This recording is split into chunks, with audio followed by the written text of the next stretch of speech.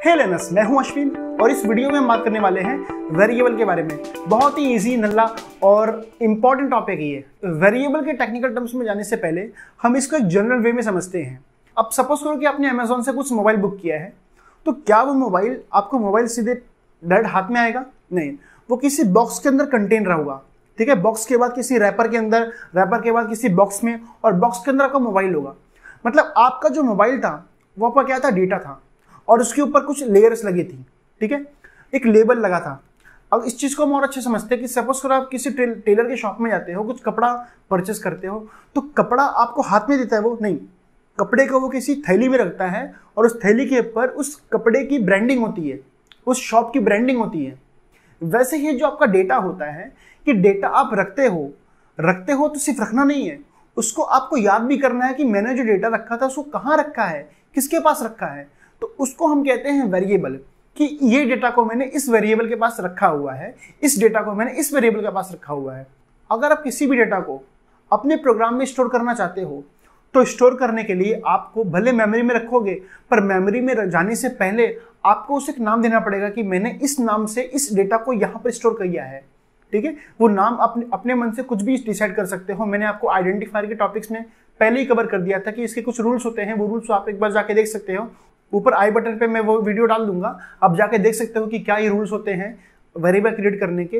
Variable basically आप अपने मन से कुछ भी रख सकते हो, बट याद रहे कि वो जो डेटा स्टोर कर रहे हो उसका मैचिंग का ही हो। सपोज करो कि आप ICICI बैंक में काम करते हो और आपको किसी कस्टमर का अकाउंट नंबर स्टोर करना है, तो आप अपने वेरिएबल का नाम रखोगे अकाउंट। ठीक है, अकाउंट नेम, जो भी आपको सेंसिबल हो समझने के लिए। अब जो ये वेरिएबल होता है, जावा में से कुछ क्लासिफिकेशन हुआ करती है। जावा में टोटल इसके 3 टाइप्स है। पहला instance, second local and third static.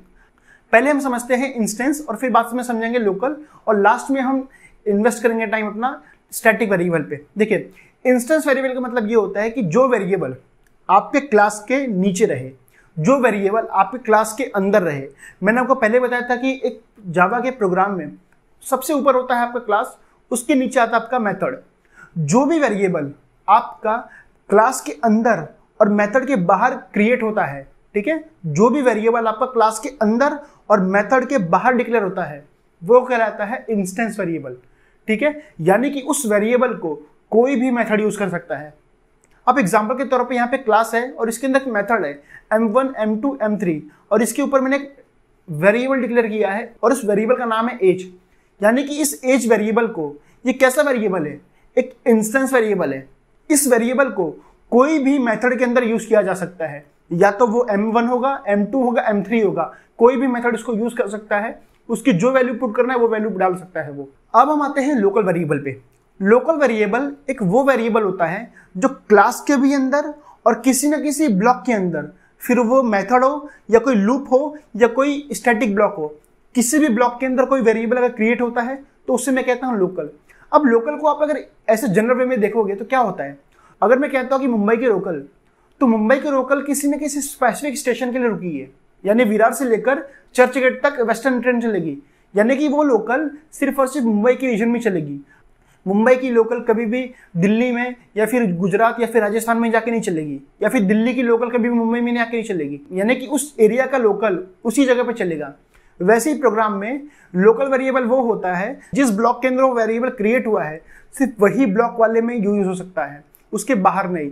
यहाँ पर जो Z वेरिएबल है, ये Z वेरिएबल M1 के अंदर क्रिएट हुआ है, तो उसका यूज सिर्फ और सिर्फ M1 के अंदर हो सकता है। M3 के अंदर Y वेरिएबल है, तो उस Y वेरिएबल को सिर्फ और सिर्फ M3 के अंदर यूज किया जा सकता है, M2 के अंदर या फिर M3 के अंदर नहीं हो सकता। तो वो होता है लोकल वेरिएबल। आई होप आपको ये दोनों समझा होगा। अब हम आते हैं लास्ट वेरिएबल, जो कि है स्टैटिक वेरिएबल। अब स्टैटिक वेरिएबल समझाने के लिए मुझे आपको एग्जांपल समझाना पड़ेगा। सपोज करो कि आपकी कंपनी है जिसमें 4 लोग काम करते हैं। एक का नाम है राकेश, एक का नाम है अभिषेक, एक का नाम है पूनम, एक का नाम है निशा। अब इन चारों के बारे में कुछ डिटेल होगा। सपोज करो नाम, इनका एम्प्लॉय ID, इनका कंपनी नेम। अब इनका नाम सबका अलग होगा, ठीक है, हो सकता है कि सेम हो, पर इनकी एम्प्लॉय ID सबकी डिफरेंट होगी। बट इनका जो कंपनी नेम है, क्या चारों का एक ही होगा? ठीक है, सपोज करो कि ये काम करते हैं VCS में, तो VCS क्या है? तीनों की कंपनी सेम है।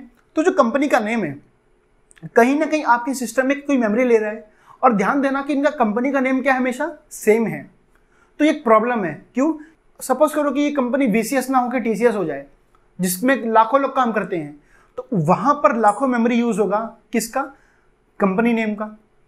तो कंपनी नेम क्या, एक तरह से क्या हो रहा है, मेमोरी वेस्टेज हो रहा है ना, कि सबकी वैल्यू क्या हो रही है, सेम हो रही है। तो इसलिए जावा ने सोचा कि जब कोई वेरिएबल आपको पता है कि सबकी वैल्यू, इसकी वैल्यू सेम होने वाली है सभी के लिए, तो उस वेरिएबल को आप स्टैटिक डिक्लेयर कर दो। उससे क्या होगा? उससे ये होगा कि वो वेरिएबल चारों बार क्रिएट ना होकर के सिर्फ एक बार क्रिएट होगा और बाकी लोगों से शेयरिंग हो जाएगा। इससे फायदा क्या हुआ? आपके सिस्टम में मेमोरी कम कंज्यूम होगा, आपके सिस्टम के एप्लीकेशन की स्पीड बढ़ जाएगी। ठीक है। अब स्टैटिक वेरिएबल जब क्रिएट होता है इंटरनली, तो बाकी लोग से वो पहले होता है और बाकी के बाद डिस्ट्रॉय होता है। अब इसको कैसे समझे? इसको समझने के लिए मुझे आपको एक फ्लो चार्ट दिखाना होगा। देखिए, अब इस चीज को समझने के लिए आप डेप्थ में मत जाना, जो मैं समझा रहा हूं खाली इसको सुनना। आपका जब प्रोग्राम कोई रन करते हो तो सबसे पहले क्या करता है? वो कंपाइल होता है, और कंपाइल के बाद क्या होता है? जेवीएम के पास जाता है। जेवीएम क्या करता है? उसका एक मेन थ्रेड शुरू करता है, मेन थ्रेड क्रिएट करता है। अब ये थ्रेड क्या होता है ना, इस चीज को मत सोचो, सोचोगे तो कंफ्यूज हो जाओगे। खाली इतना सोचो कि मेन थ्रेड क्रिएट होता है। क्रिएट होने के बाद लोकेट करता है कि वो डॉट क्लास फाइल है कहां पर। जब उससे वो फाइल मिल जाती है तो क्लास को फाइल को लोड करता है, और लोड करते समय ही जितने भी प्रोग्राम में आपके स्टैटिक वेरिएबल हैं वो सारी की सारी क्रिएट हो जाती हैं, मतलब कि उसको जगह मिल जाता है। इस चीज को आप ऐसा समझो कि आपका प्रोग्राम है, इस प्रोग्राम में आपको स्टैटिक दिख रहा है, इसमें नेम।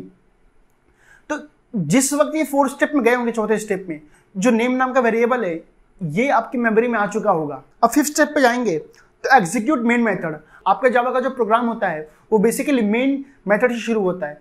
तो जिस वक्त आपके प्रोग्राम में मेन मेथड लिखेगा वो 5th स्टेप में चालू हो जाएगा। छठे स्टेप पे क्या होगा कि जब आपका प्रोग्राम कंप्लीट हो जाएगा वैसे ही वो अनलोड हो जाएगा, और 7th स्टेप में जो मेन थ्रेड शुरू हुआ है वो टर्मिनेट हो जाएगा और आपका प्रोग्राम स्टॉप हो जाएगा। अब ध्यान देना कि जो स्टेप नंबर 4 है, स्टेप नंबर 4 में जितने भी आपकी स्टैटिक वेरिएबल हैं उनको मेमोरी में जगह मिलेगी, बट जो इंस्टेंस और लोकल वेरिएबल होते हैं इन्हें स्टेप नंबर 5 में मेमोरी में जगह मिलेगी। ठीक है। ध्यान देना कि जो स्टैटिक वेरिएबल होता है वो सबसे पहले क्रिएट होता है बाकी दोनों वेरिएबल से, और डिस्ट्रॉय भी बाद में होता है। डिस्ट्रॉय का मतलब क्या? जब मेमोरी से वो हटेगा तो सबसे बाद में हटेगा, स्टेप नंबर 6 में। पर आपका जो इंस्टेंस और लोकल वेरिएबल होता है ये 5th स्टेप में क्रिएट भी होगा और डिस्ट्रॉय भी होगा। इसका मतलब क्या हुआ?